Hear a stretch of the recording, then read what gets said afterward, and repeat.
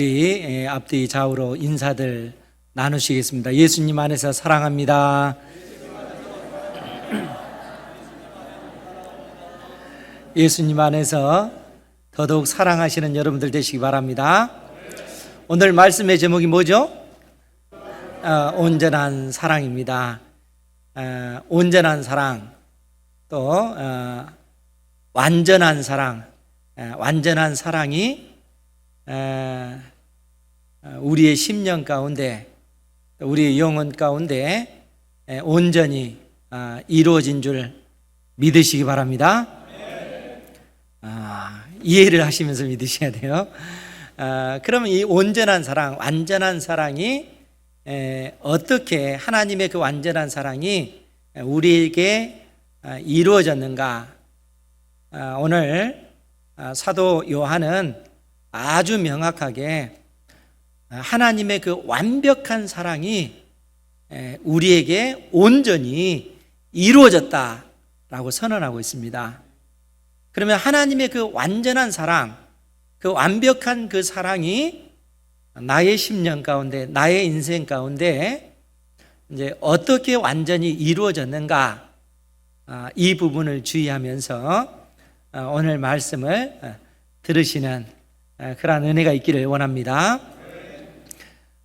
우리가 잘 알다시피 요한복음 15장 말씀에 보면 예수님께서 아주 그 유명한 그 비유를 들어서 말씀해 주고 있습니다. 예수님께서 나는 포도나무요, 너희는 가지라. 이 비유의 말씀을 우리 주님께서 해 주시죠. 그러시면서 이제 어떤 말씀을 하셨냐면, 그가 내 안에, 그러니까 너희가 내 안에, 내가 그 안에 거하면 사람이 열매를 많이 맺나니 나를 떠나서는 너희가 아무것도 할 수 없느니라. 주님께서 이 말씀을 해 주셨습니다. 그러니까 예수님께서 나는 포도나무요, 너희는 가지다 라고 말씀하시면서 너희 인생 가운데 인생에 의미 있는 열매가 맺기 위해서는 어떻게 해야 되는가? 라고 질문했을 때 그 가지인 우리는 어떻게 해야 된다고요?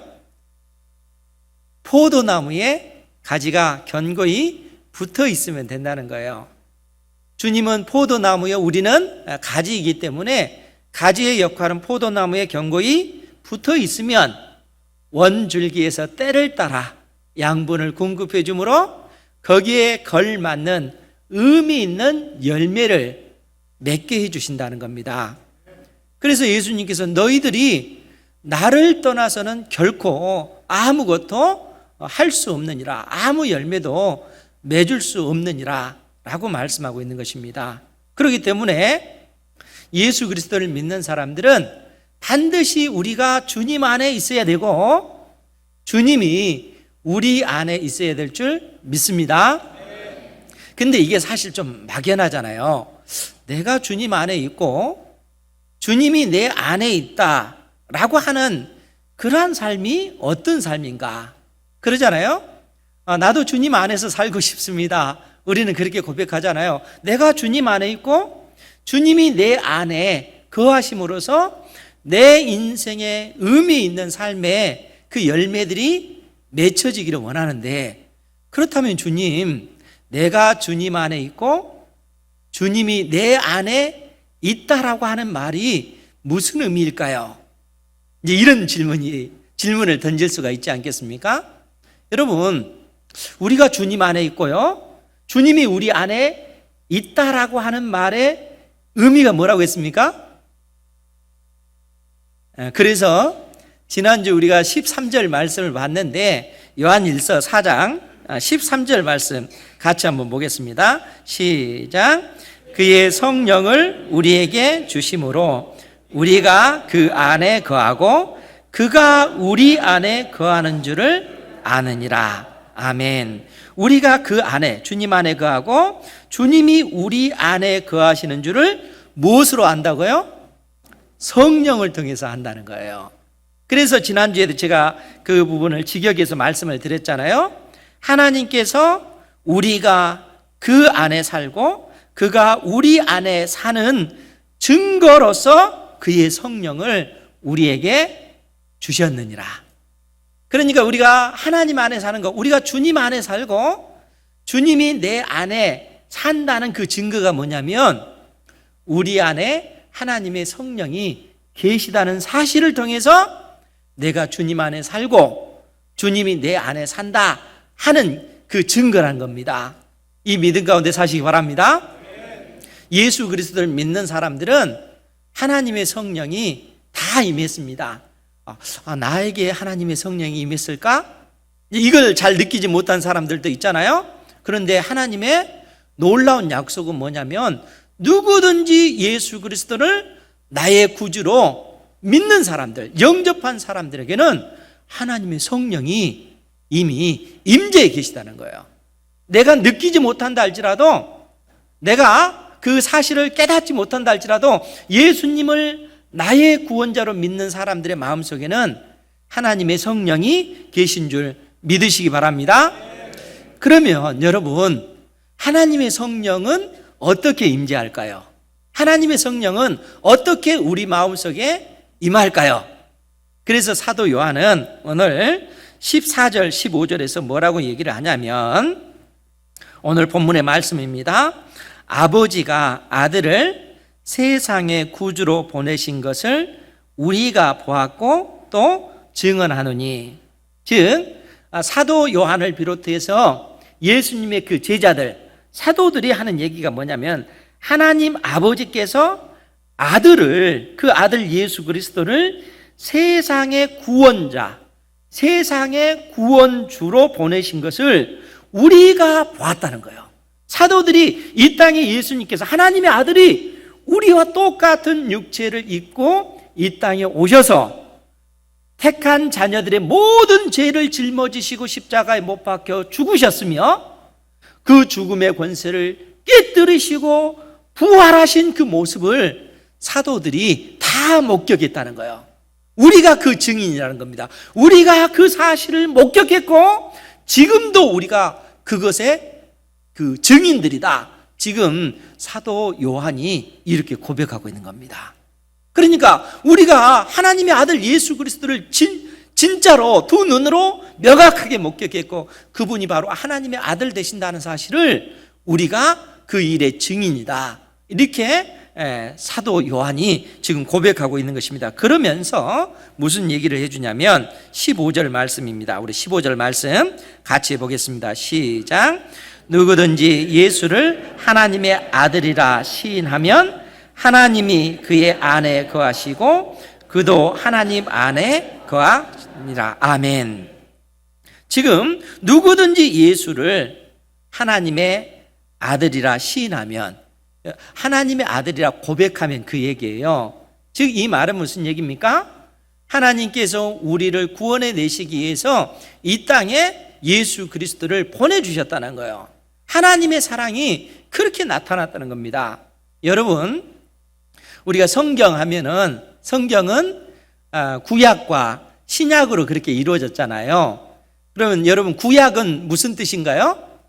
구약, 오래된 약속. 어려운 것 아니에요. 구약은 오래된 약속이란 얘기예요. 신약은 새로운 약속. 그런데 이 오래된 약속이라고 하는 말이 무슨 얘기냐면은 옛 언약이란 얘기예요. 오래된 약속은 옛 언약, 신약은 새 언약이란 얘기예요. 그래서 성경은 실상 언약의 책이에요. 언약의 책.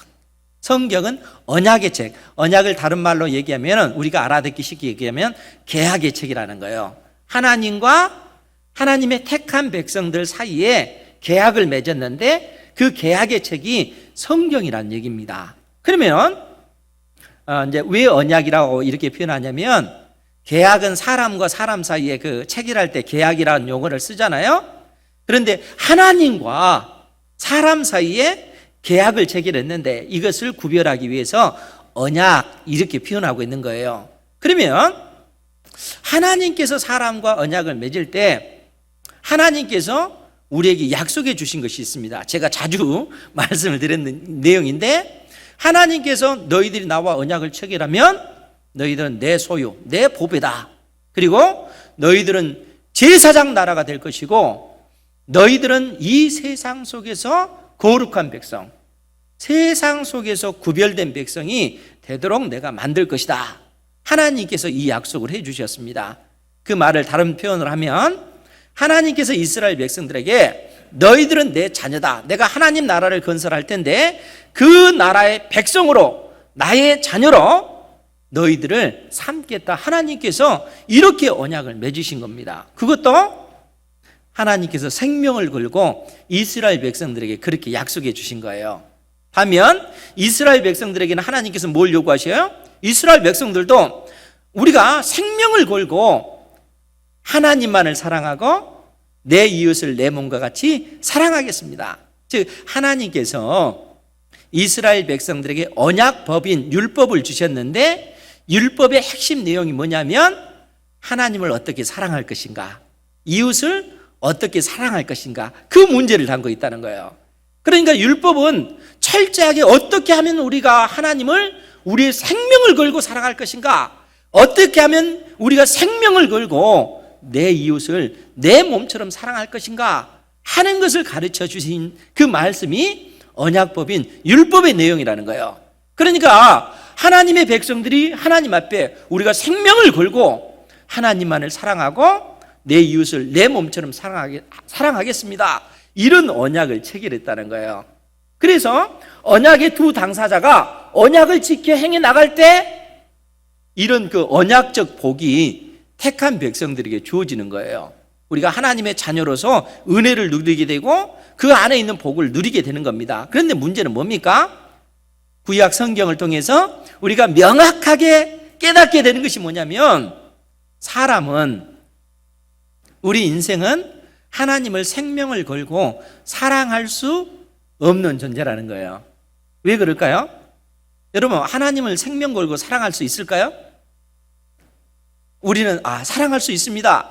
우리가 이렇게 할 수 있어요. 그런데 이스라엘 백성들도 그렇게 고백을 했습니다. 그런데 그 역사의 과정을 통해서 딱 드러나는 것이 뭡니까? 사람은 절대로 하나님을 생명 걸고 사랑할 수 없는 존재다 하는 것이 명확하게 이스라엘 역사를 통해서, 구약의 역사를 통해서 판명이 났다는 거예요. 왜 그렇습니까? 사람이 죄로 말미암아 부패했기 때문에 그렇다는 거예요. 즉 우리의 마음이 굳어져서 이 굳은 마음으로는 생명을 걸고 하나님을 사랑하고 이웃을 사랑할 수 없는 존재라는 거예요. 그러니까 하나님과 이스라엘 사이에 맺은 언약을 이스라엘 백성들이 파기하고 만 겁니다. 그러면 어떻게 돼요? 이로 인해서 언약에 근거한 심판이 이스라엘 백성들에게 주어지는 거예요.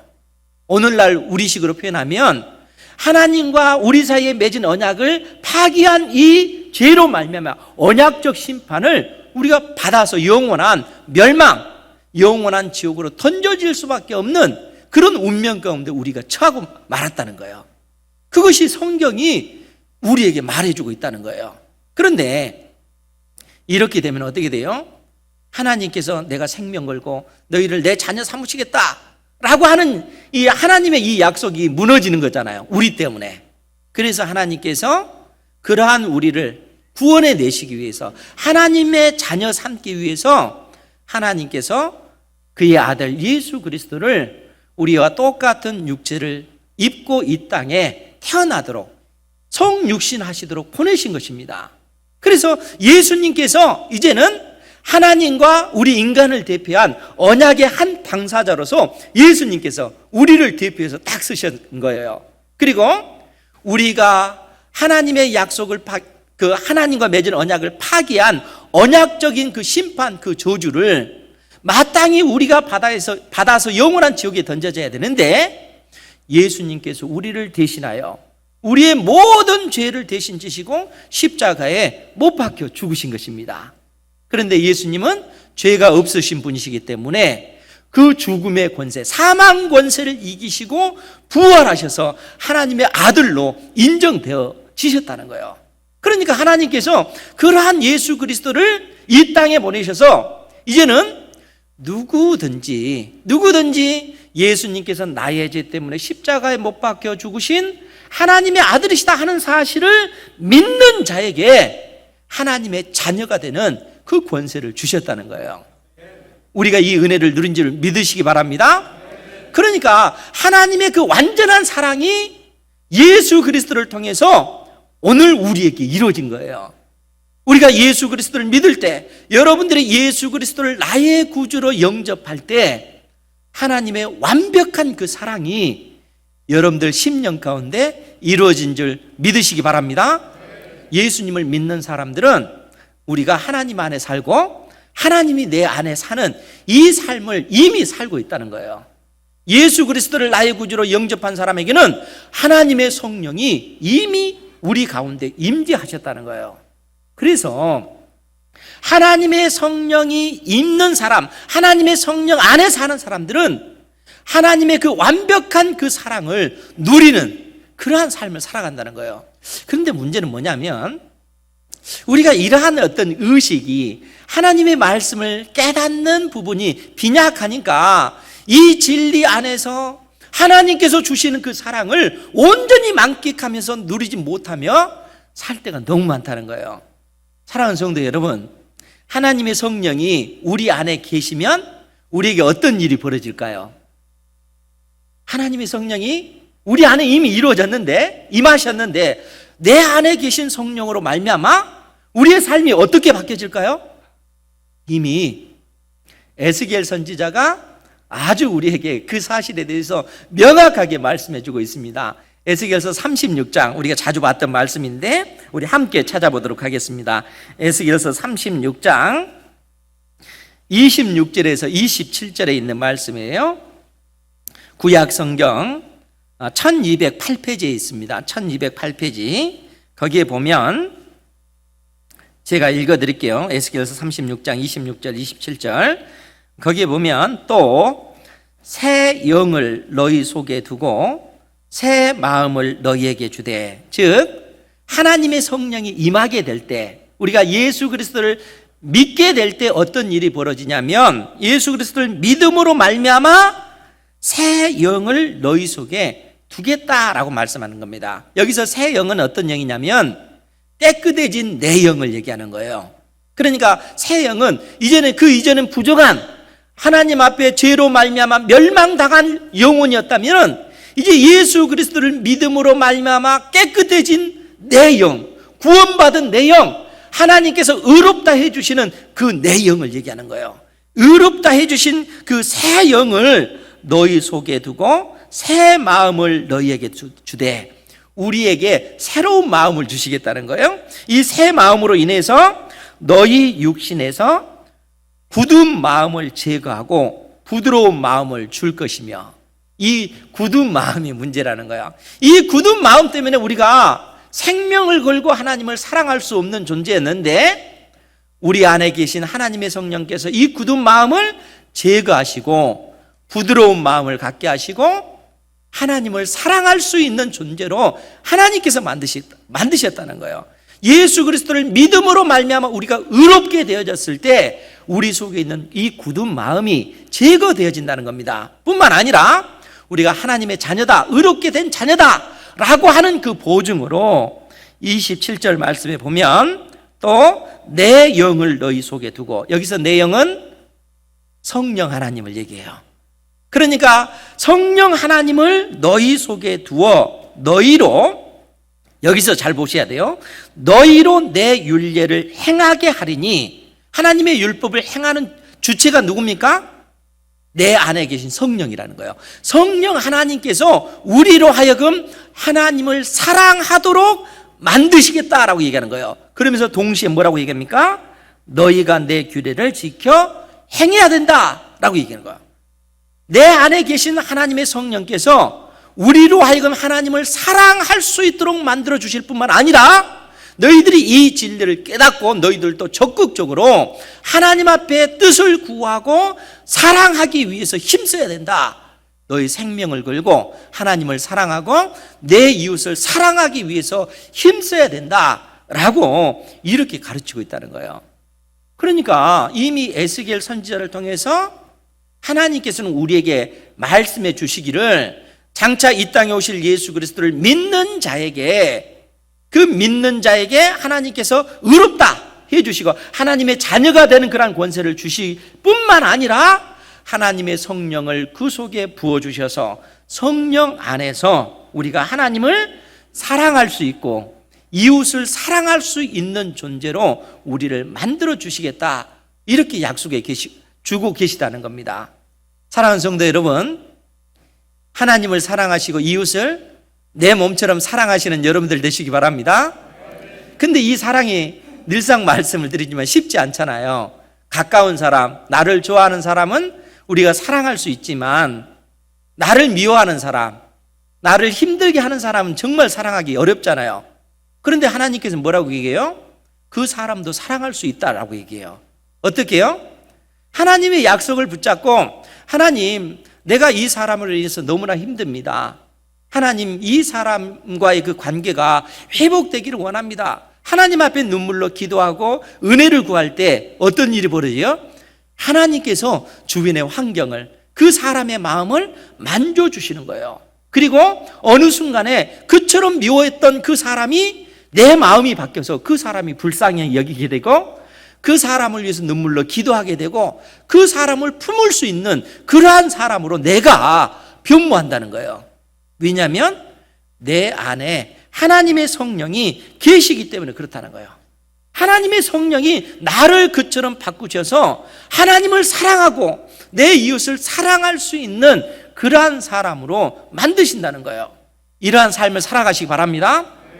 여러분들이 이러한 삶을, 이러한 영적 싸움을 행해 나가셔야 돼요. 그냥 나를 미워하면 안 보면 되지, 이러면 안 된다는 거예요. 예수 그리스도 안에서는, 교회 공동체 안에서는 더더욱 사랑하기 위해서 서로가 서로를 위해서 힘써야 된다는 겁니다. 이것이 하나님의 뜻인 줄 믿으시기 바랍니다. 그래서 사도 요한은 오늘 17절 말씀에서 뭐라고 얘기하냐면, 이로써 사랑이 우리에게 온전히 이루어진 것은, 이로써 사랑이 우리에게 온전히 이루어졌다는 거예요. 하나님의 사랑이 우리 안에 온전히 임했다는 겁니다. 그러니까 우리 안에 계신 하나님의 그 성령이 계시기 때문에 하나님의 사랑이 완전하게 우리의 영혼 가운데 성취되었다, 이루어졌다라고 지금 사도 요한은 선언하고 있습니다. 그리고 이러한 완벽한 하나님의 사랑을 받은 우리는 어떻게 하냐 하면, 그 다음 절을 보면 우리로 심판 날에 담대함을 가지게 하려 함이니, 첫 번째로 우리로 하여금 심판 날에 담대함을 가지게 한다는 거예요. 이 말은 무슨 얘기입니까? 장차 이 땅에 우리 주님께서 재림하실 때 온 세상이 심판받지 않습니까? 그때 우리는 하나님 앞에 담대한 자로 설 수밖에 없다는 거예요. 왜요? 이미 하나님의 사랑이 완벽하게 우리에게 부어진 바 되었기 때문에, 우리가 하나님의 자녀가 되었기 때문에 그렇다는 겁니다. 그러니까 사도 요한은 장차 이 땅에 우리 주님께서 재림하실 때 우리는 두려워 떠는 존재가 아니라는 거예요. 주님의 그 심판대 앞에 담대하게 나아가는 존재라는 거예요. 그것이 내 힘과 내 능력이 있는 것이 아니라 오직 예수 그리스도를 믿는 그 믿음으로 말미암아 우리가 하나님의 자녀가 되었기 때문에 그렇다는 겁니다. 뿐만 아니라 사도 요한은 뭐라고 또 그 다음 절에 표현하냐면, 주께서 그러하심과 같이 우리도 이 세상에서, 우리가 사는 이 세상에서 그러하니라. 그러니까 하나님의 완벽한 사랑을 입은 우리는 장차 미래에 주님 앞에 설 때도 우리가 담대하지만 지금 현재 우리가 살아가는 이 세상에서도 우리는 담대한 존재라는 거예요. 왜냐하면 주께서 그러하심과 같이 우리도 이 세상에서 그러하니라 라고 사도 요한이 말씀해 주고 있기 때문에 그렇다는 거예요. 그러면 이 구절의 내용이 좀 애매하잖아요. 주께서 그러하심과 같이 우리도 이 세상에서 그러하니라. 이 표현은 두 가지 의미로 살펴볼 수 있어요. 첫 번째로는 예수님께서 하나님의 아들로서 이 땅에서 그야말로 하나님의 말씀을 지키는, 온전히 순종하는 그 삶을 살았다는 거예요. 하나님을 사랑하고 이웃을 사랑하는, 우리를 위해서 예수님께서는 자신의 생명을 버리셨잖아요. 이 삶을 살듯이 우리 역시 이 땅에서 담대히 그러한 삶을 살아야 된다, 이런 말씀입니다. 그런데 제가 생각할 때는 이 말씀의 의미보다는 예수님이 가지신 그 신분과 연관해서 사도 요한이 우리에게 말씀하지 않나라고 생각합니다. 그 신분이라고 하는 것이 뭐냐면 예수님이 이 땅에 하나님의 아들로 오셔서 우리와 똑같은 위치가 됐다는 거예요. 예수님은 이 땅에서 하나님의 아들이라는 거예요. 하나님의 자녀. 우리는 어때요? 우리도 예수 그리스도로 말미암아 하나님의 자녀가 됐다는 거예요. 그러니까 예수님도 하나님의 자녀. 그래서 예수님은 맏아들이 되시고 우리는 예수님의 형제가 되는. 그러니까 여러분들은 우리가 이 땅에서 하나님의 그 사랑이 완벽하게 이루어졌다 하는 것을 무엇을 통해서 알 수 있냐면 우리가 예수님과 똑같이 하나님의 자녀가 됐다는 거예요. 예수님이 우리의 그 큰형님, 큰오빠 되시고 우리는 예수님의 형제가 됐다는 거예요. 그 성경이 우리에게 그 사실을 말씀해 주고 있는 거예요. 히브리서도 이러한 내용을 담고 있지만 로마서 8장도 그 얘기를 담고 있습니다. 우리 로마서 8장을 통해서 그 내용을 한번 살펴보도록 할게요. 사도 요한이 성령 안에서 우리가 어떤 은혜를 입었는가 하는 것에 대해서 로마서 8장 26절부터 보도록 하겠습니다. 잘 살피셔야 돼요. 이제 26절부터는 하나님의 성령, 우리가 예수 그리스도를 믿었을 때 하나님의 성령이 우리 안에 계시다는 거예요. 성령이 있는 사람이 누리는 복에 관해서 지금 이야기합니다. 로마서 8장 26절에 보면 이와 같이 성령도 우리의 연약함을 도우시나니 우리는 마땅히 기도할 바를 알지 못하나 오직 성령이 말할 수 없는 탄식으로 우리를 위하여 친히 간구하시느니라. 지금 하나님의 성령이 우리 안에 계셔서 우리를 위해서 말할 수 없는 탄식으로 우리를 위해서 간구하신다는 거예요. 그런데 여러분, 왜 우리는 마땅히 기도할 바, 우리는 마땅히 기도할 바를 알지 못할까요? 이 편이 의미하는 바가 뭘까? 여러분들이 하나님 앞에 기도할 때 여러분들은 여러분들의 인생을 위해서 마땅히 무엇을 구해야 될지 아십니까? 모를 때가 태반이라는 거예요. 왜냐하면 우리 인생을 위해서, 그러니까 하나님께서 여러분들 개개인을 향해서 가지신 뜻이 계시기 때문에 그렇다는 거예요. 문제는 그러한 뜻을 우리 인생은 알지 못하잖아요. 그런데 우리 안에 계신 성령님은 그 사실을 알기 때문에 우리를 위해서 간구하시는 하나님이시다는 거예요. 왜 성령님이 우리에 대해서 아십니까? 그분은 하나님이시기 때문에 그러시죠. 우리 인생이 이 땅에, 하나님께서 우리 인생을 이 땅에 내신 그 뜻, 그 목적을 이루는 그 삶을 하나님께서는 아시기 때문에 내 안에 계신 하나님의 성령께서 우리를 위해서 그렇게 기도해 주고 계시다는 거예요. 지금 바울 사도가 우리에게 그 진리를 말씀해 주고 있습니다. 그러면서 27절에 뭐라고 얘기합니까? 마음을 살피시는 이가, 즉 우리 마음을 살피시는 성부 하나님께서 성령의 생각을 아시나니 이는 성령이 하나님의 뜻대로 성도를 위하여 간구하심이니라. 우리 안에 계신 성령님은 하나님의 뜻 안에서 그 뜻이 이루어지기를 위해서 우리를 위해서 기도하신다는 거예요. 이 얼마나 놀라운 은혜입니까? 우리 안에 계신 성령이 우리를 위해서 이처럼 기도하고 계세요.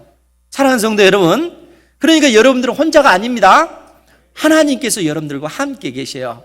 여러분들이 혼자라고 느껴질 때, 외롭다고 느껴질 때 그때 하나님 앞에 기도해 보세요.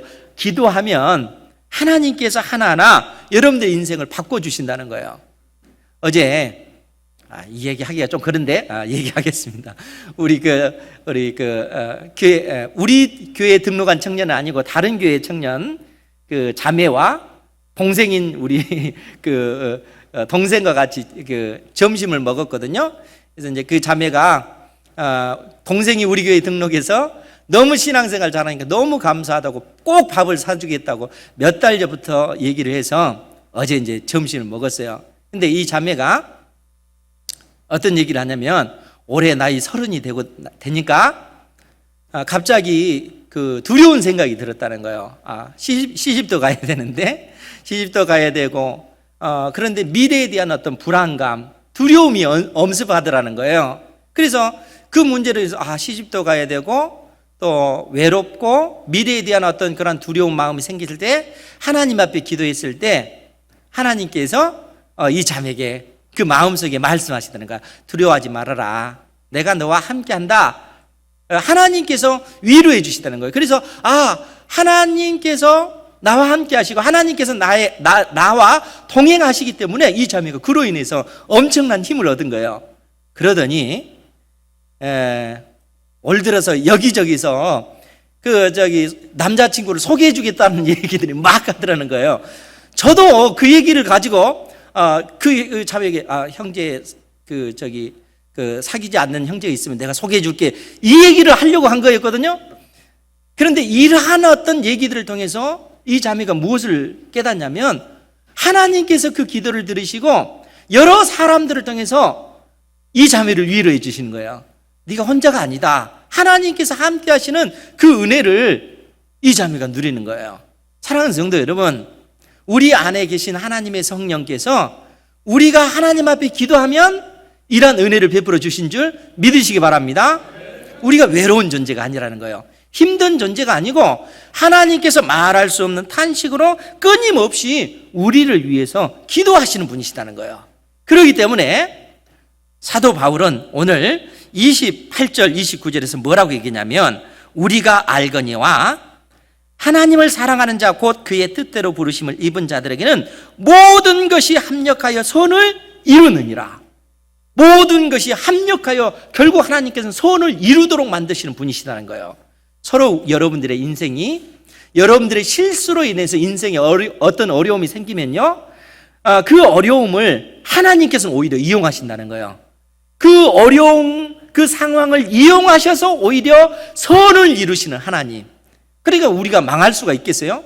예수 그리스도를 믿는 사람들은 그래서 결코 낙심할 수 없습니다. 예수 그리스도를 믿는 사람은 망할 수가 없다는 거예요.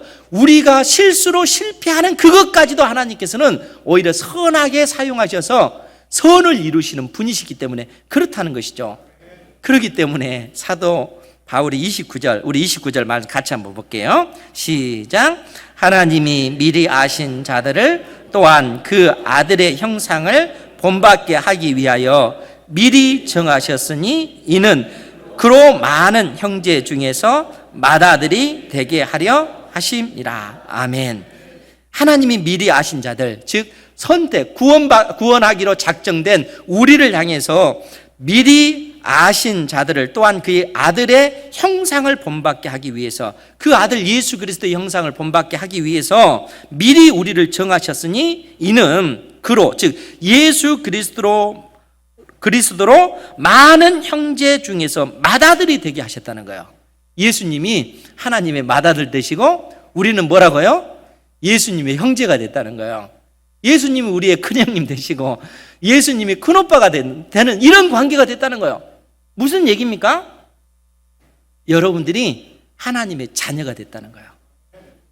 이것이 하나님의 그 사랑에, 완벽한 하나님의 그 사랑이 어떻게 드러났느냐 하면 우리가 하나님의 자녀가 됐다는 거예요. 그리고 자녀가 된 그 증거가 뭐냐? 하나님의 성령이 우리 속에 있다는 거예요. 성령께서 우리를 끝까지 붙들고 계시고 성령께서 끝까지 말할 수 없는 탄식으로 우리를 위해서 기도하시기 때문에 우리의 인생의 그 모든 것이 합력하여 선을 이루는 이러한 결과로 만들어진다는 겁니다. 이 믿음 가운데 사는 여러분들 되시기 바랍니다. 그러면 이런 삶을 살아가는 우리에게 인생의 어떤 그 낙심, 절망, 실패가 있을 수 있을까요? 결코 있을 수가 없다는 거예요. 그래서 사도 바울이 오늘 31절에 뭐라고 이야기합니까? 그런즉 이 일에 대하여 우리가 무슨 말 하리요? 만일 하나님이 우리를 위하시면 누가 우리를 대적하시리요? 하나님께서 우리를 위하시는데 누가 우리를 대적할 수 있겠느냐? 라고 우리에게 이 질문을 던지고 있는 것입니다. 그러면서 32절 이하의 말씀, 자기 아들을 아끼지 아니하시고 우리 모든 사람을 위하여 내주신 이가 어찌 그 아들과 함께 모든 것을 우리에게 주시지 아니하겠느냐? 누가 능히 하나님께서 택하신 자들을 고발하리요? 의롭다 하신 이는 하나님이시니 누가 우리를 정죄하리요? 죽으실 뿐 아니라 다시 살아나신 이는 그리스도 예수시니 그는 하나님 우편에 계신 자요 우리를 위하여 지금도 간구하고 계시는 자시니라. 예수님께서 지금도 우리를 위해서 간구하는데 이 세상에 그 무엇이 우리를 하나님의 사랑에서 끊을 수 있겠습니까? 결코 끊을 수 없다는 거예요. 우리가 하나님의 자녀이기 때문에 자녀가 된 사람은 결코 이 자녀의 그 신분에서 떨어질 일이 없다는 거예요. 하나님께서 한번 자녀로 삼으셨으면 끝까지 우리를 자녀로 마지막 날까지 우리를 이끌어 가신다는 거예요. 이 놀라운 약속을 지금 바울 사도가 우리에게 증언해 주고 있는 것입니다. 그렇기 때문에 35절 로마서 8장 35절에 보면 누가 우리를 그리스도의 사랑에서 끊으리요? 환난이나 곤고나 박해나 기근이나 적신이나 위험이나 칼이라. 여러분, 이러한 것들이 하나님의 사랑에서 끊을 수 있겠어요? 우리가 하나님의 자녀인데 이러한 어떤 세상에 있는 이러한 환난, 곤고, 박해, 기근, 적신, 위험, 칼, 이러한 것들이 하나님의 사랑에서 우리를 끊을 수 있겠어요? 결코 그럴 수가 없다는 거예요. 그래서 기록된 바 우리가 종일 주를 위하여 죽임을 당하게 되며 도살당할 양같이 여김을 받았나이다 라고 하는 이러한 현실이라 할지라도 이러한 현실 속에서도 하나님의 사랑에서 그 어떠한 것도 우리를 끊을 수가 없다는 거예요.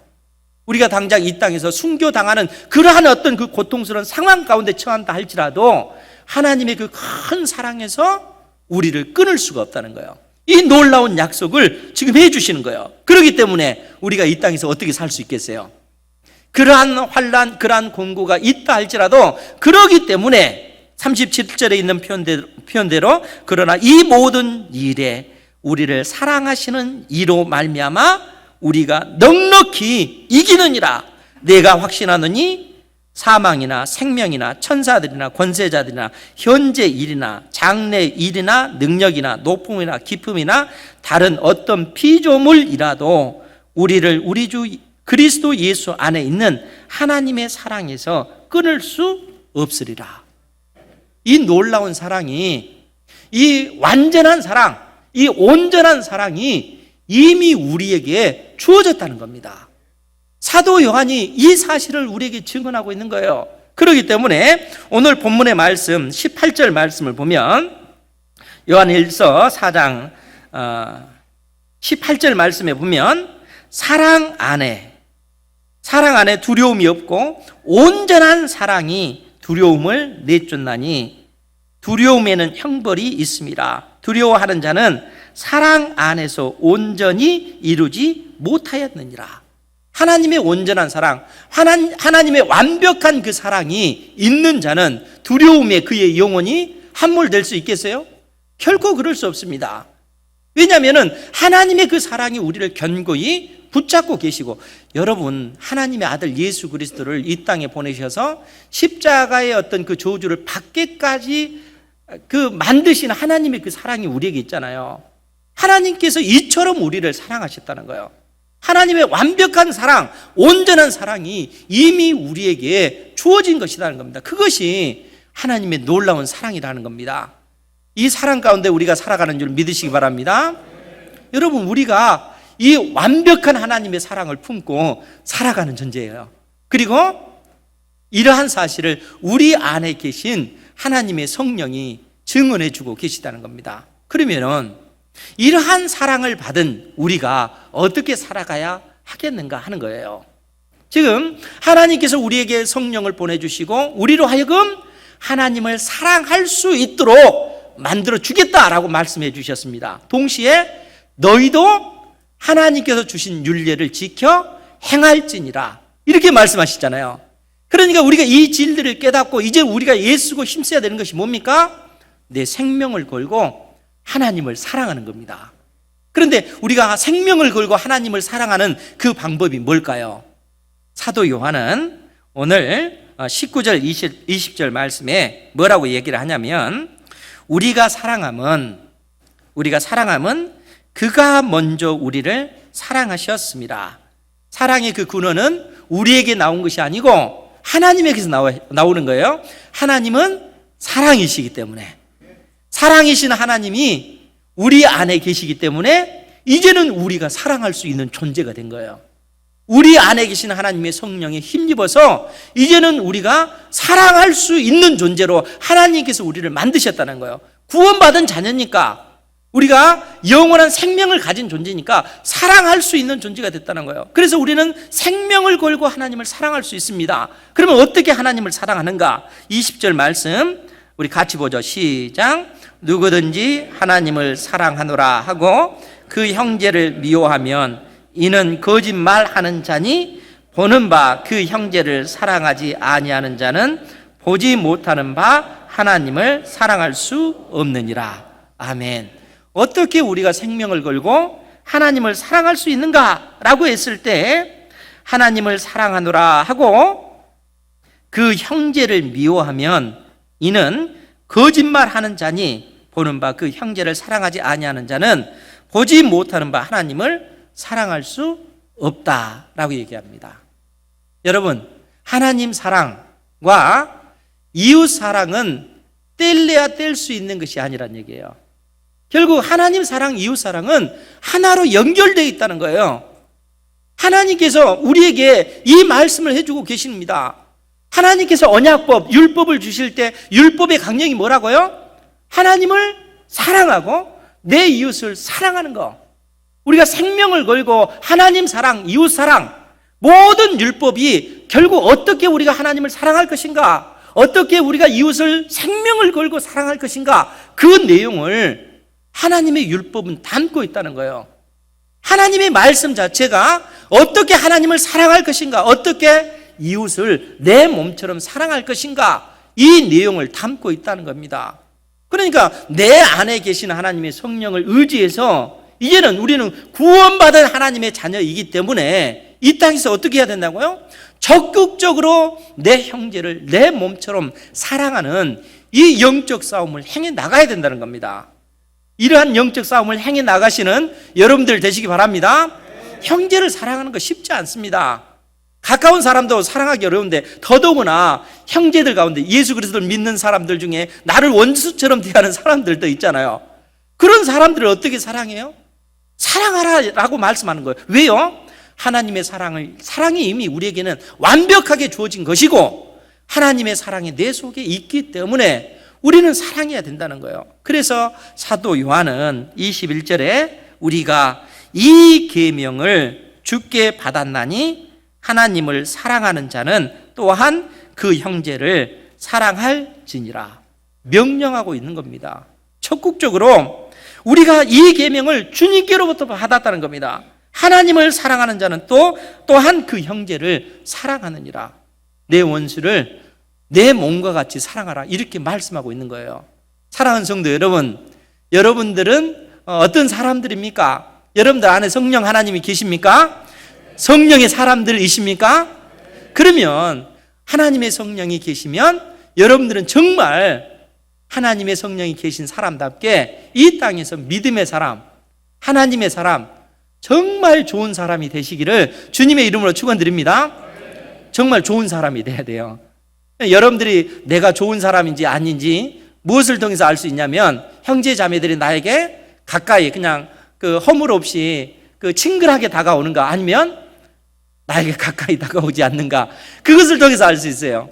여러분, 편한 사람이 되셔야 돼요. 믿음의 형제 자매들에게 쉽게 다가갈 수 있는 사람, 그리고 누군가가 힘들었을 때 그 힘든 문제를 가지고 누군가가 그 문제를 가지고 나에게 와서 그 문제를 얘기하면서 조언을 구하고 나를 위해서 기도해달라고 요청할 수 있는 그런 사람이 돼야 돼요.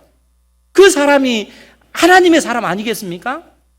우리 안에 하나님의 성령이 계시다면 그러한 사람이 돼야 돼요. 예수 그리스도 안에서 그러한 사람들이 더더욱 많아지면 많아질수록 어떻게 되겠어요? 그 교회는 예수 그리스도 안에서 하나님의 사랑이 풍성하게 드러나게 되는 겁니다. 이러한 교회, 이러한 우리 은행교회 되기를, 이러한 성도 되기를 주님의 이름으로 축원드립니다. 한 주간 믿음의 삶을 사시고 형제를, 이웃을 품고 기도하고 그들을 사랑하기 위해서 더더욱 힘쓰고 애쓰는 여러분들 되시기를 주님의 이름으로 축원드립니다.